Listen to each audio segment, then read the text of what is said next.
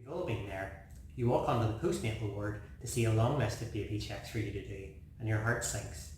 If you have limited experience in paediatrics, it can be difficult to know how to approach something so different to acute medicine, and the fear of missing an important abnormality can cause you to be stressed and cautious in your examination, which further adds to your workload.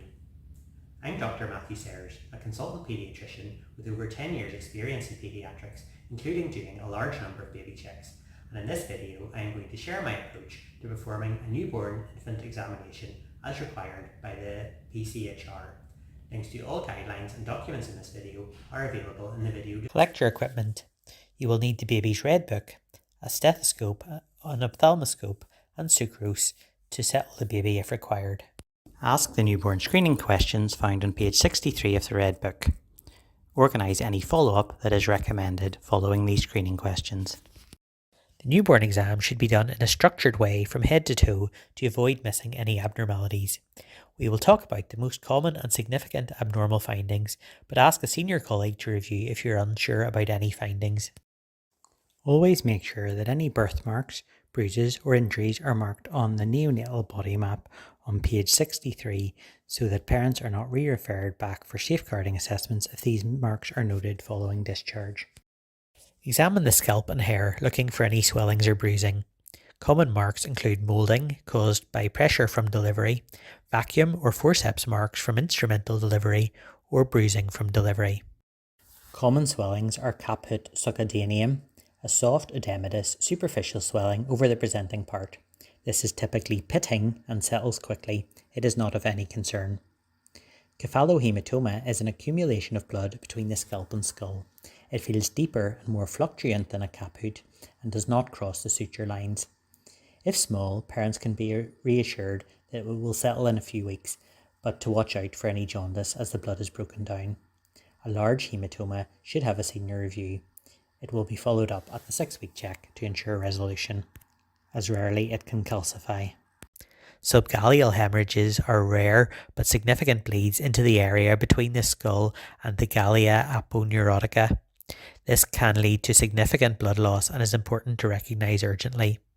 In comparison to cephalohematoma, this can cross suture lines and leads to a diffuse, boggy swelling with associated pallor and shock in the baby. Urgent admission to the neonatal unit is required if this is suspected. Palpate the suture lines and fontanelles and measure the baby's head circumference. The anterior and posterior fontanelles should be soft and easily palpable, and the sutures should be mobile and non-ridged. Examine skull shape for asymmetry. Positional plagiocephaly, in which the skull is slightly misshapen due to pressure from lying or in the womb, is common. Ask for senior review if there is marked asymmetry or fixed ridged sutures, as this can indicate craniosynostosis, abnormally early suture fusion. If the baby's head circumference is less than the 0.4th centile or greater than the 99.6th centile, or if the fontanelle is sunken or bulging, request a senior review. Examine the face. Look for any dysmorphic features such as hyper or hypotelarism, that is, abnormally separated eyes, slanting palpebral fissures, low set ears below the level of the eyes, significant tongue protrusion, or epicanthic folds. Trisomy 21 is the most commonly identified dysmorphic feature on facial examination, but there are many other syndromes with facial features. Ask for a senior review before discussing these with parents. Examine the eyes. It is important for the baby's eyes to be well open to facilitate this.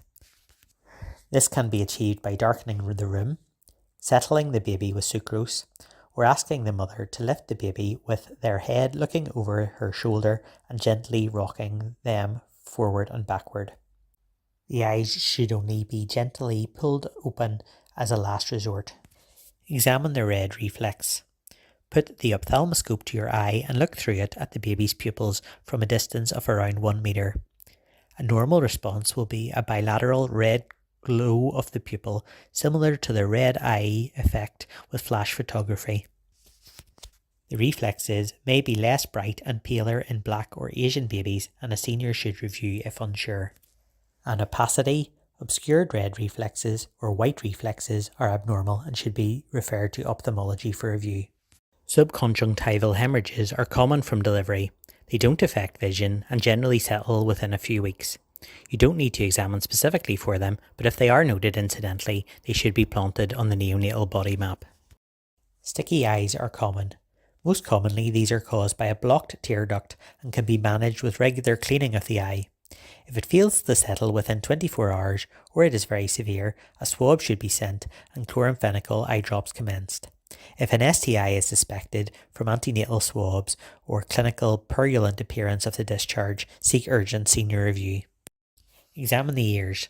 Look for any auricular skin tags, pits or abnormalities of the pinna and check the patency of the ear canal externally. Previously, a renal ultrasound would be performed for auricular skin tags, but this is no longer practice and they are a cosmetic issue only. All infants will have a newborn hearing screen prior to discharge. Examine the mouth. Look for any natal teeth, which should be referred to a dentist. Assess the baby's suck with a gloved finger. Look into the mouth with a light source to ensure there is no cleft palate. Do not rely on palpation alone to exclude this. Examine the neck and shoulder. Any lump over the neck or shoulder should be discussed with a senior colleague. You may notice neck position asymmetry called torticollis or a swelling of the sternocleidomastoid muscle. Any swelling over the clavicle should raise suspicion of a fracture, especially if the baby is not using this arm or is in pain. Confirm this with an X-ray and refer to physio and outpatient paediatric orthopedics. Examine the skin. There are a number of common skin abnormalities in newborns.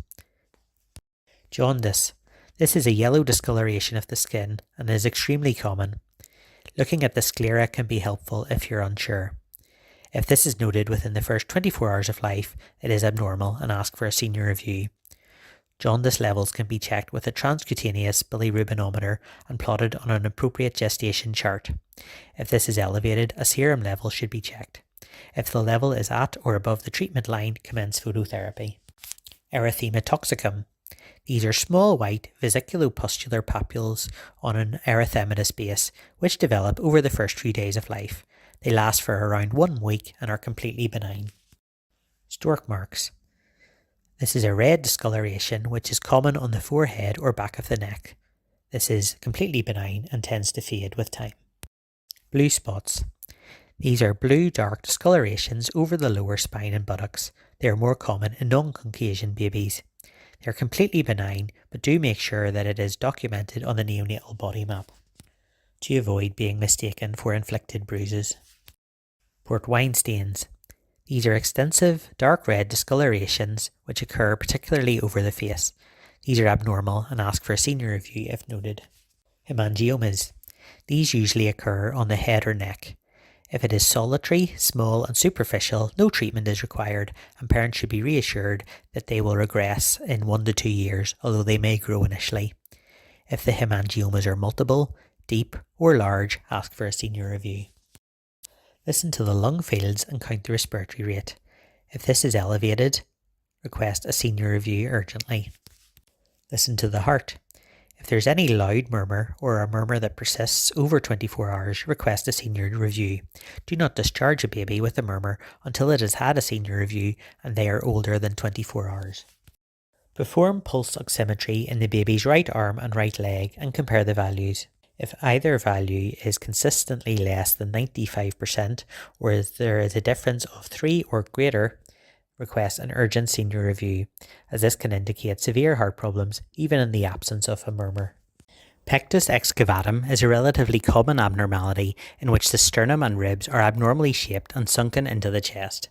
It generally doesn't cause significant symptoms and parents can be reassured. If it is very severe, surgery may be required when the child is older. Mild symmetrical breast swelling in both male and female babies is common due to maternal hormones. Reassure parents that this will settle. If it is asymmetrical, very large or tender, request senior review. Examine the abdomen for distension, organomegaly or hernias. A 2 cm palpable liver and a 1 cm palpable spleen is acceptable. Any larger needs senior review. Umbilical hernias are common and benign. Parents can be reassured that these will settle. Inguinal hernias need senior review and referral to ped surgeons even if they are reducible. Diastasis recti is very common in babies. It is a long, thin swelling between the 2 rectus abdominis muscles. It is completely benign and resolves with time. The umbilical stump may be necrotic and smelly. This is normal. Ensure there is no redness of the margins of the stump or on the abdomen, as this indicates omphalitis. Ask for a senior review if this is present. Examine the genitalia. For a boy, the stretched penis length should be at least 2 cm. The foreskin is normally irretractable. Don't attempt to retract it. Ensure a good urine flow has been seen and check the urethral meatus is at the tip. Request senior review if it is lower on the penis. This is called hypospadias. Examine the testes. Both should be felt in the scrotum. If not palpable, palpate the inguinal canals as commonly they are mobile. A unilateral, undescended testes can be followed up at the GP 68-week check and referred to the surgeons if this persists. A bilateral, undescended testes, not palpable in the inguinal canal, needs senior review. If there is testicular swelling, attempt to transilluminate it with a pen torch. If it transilluminates well, it is likely a hydrocele, and this can be followed up at the 6-week check as they often resolve spontaneously. If it doesn't easily transilluminate, request senior review. If the external genitalia of a male or female baby looks abnormal or ambiguous, request urgent senior review and don't discuss your concerns with parents until a senior has reviewed. Check the position of the anus and its external patency. Check if the baby has passed meconium through their anus. This should occur within 48 hours of birth, but the baby doesn't need to remain an inpatient until this occurs as long as they are appropriately safety netted. A baby should be observed to pass urine prior to discharge, especially if they are male. Examine the arms and legs for spontaneous movements and abnormalities. Suspect an obstetric palsy if the baby is not moving one arm and request an x-ray to exclude a fracture. Examine both hands for accessory digits, abnormalities or single palmar creases. Unilateral single palmar crease is common and not concerning if there is no other dysmorphic features. If there are bilateral single palmar creases, request a senior review. Look for signs of talipes and abnormal posture of the baby's foot. Fixed talipes, where the baby's foot cannot be straightened to a normal position, need referred to orthopedics. Positional talipes are common. Parents should be given exercises to help straighten them and referred to physiotherapy. Examine the hips. Perform Ortolani's manoeuvre by pressing both hips firmly downwards. A clunk or obvious dislocation with this manoeuvre should prompt senior review and urgent orthopedic referral. Perform Barlow manoeuvre by bilaterally abducting both hips. A clunk or relocation should prompt ortho review. A mild click or crease asymmetry is not concerning. Ensure follow-up is arranged for screening hip questions and abnormal examination as per local policy. Examine the back for any obvious spinal abnormalities. Dimples do not need further investigation if the base is visible. Dimples without a visible base, tufts of hair or other swellings over the spine should have a senior review and an ultrasound of the spine requested. Ensure the baby has passed urine and the lower limb movements are normal. Finally, check the baby's moro. This is normally left to the end as it can upset the baby. Put your hand below the baby's shoulder and suddenly drop your hand, simulating a fall. A normal response will be rapid arm abduction followed by adduction. A prolonged abduction without adduction, an absent or asymmetric response should prompt senior review. Document all your findings on page 65 of the Red Book and plot the height, weight and head circumference at the back of the Red Book. Also make sure the body map on page 63 and the newborn assessment part 1 screening questions on page 64 are complete.